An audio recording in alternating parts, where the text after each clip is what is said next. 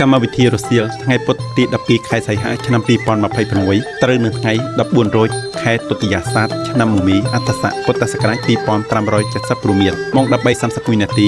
បទយកាបង្កើនប្រាក់ចំណូលអាស្រ័យការចងសម្ព័ន្ធផលិតកម្មម៉ោង 13:50 នាទីភាពយន្តប្រទេសក្រៅរឿងដោះរបាំងមុខម៉ោង 14:35 នាទីបទយកាកសាងកងជួរកម្មាភិបាលនៅតំបន់ជនជាតិផ្ទៃម៉ោង 15 នាទីសិល្បៈភូមិស្រុកមនោរម្យផ្ញើសំនៀងតាមវាយោម៉ោង 15:30 នាទីវៀតណាមទឹកដីនិងមនុស្សម៉ោង 16 ភាពយន្តប្រទេសក្រៅរឿងផលវាសនាពីការតស៊ូម៉ោង 16:45 នាទីបទយកាភាពសម្បូរបែបការអភិរក្សវប្បធម៌តៃមៀងម៉ោង 17 កម្មវិធីព័ត៌មានម៉ោង 17:20 នាទីសិល្បៈកុមារសពសัตว์ជជែកគ្នាម៉ោង 17:40 នាទីបទយកាបង្កើតមុខរបររកស៊ីពីរុក្ខជាតិឱសថសូមអញ្ជើញទស្សនិកជនរងចាំទស្សនា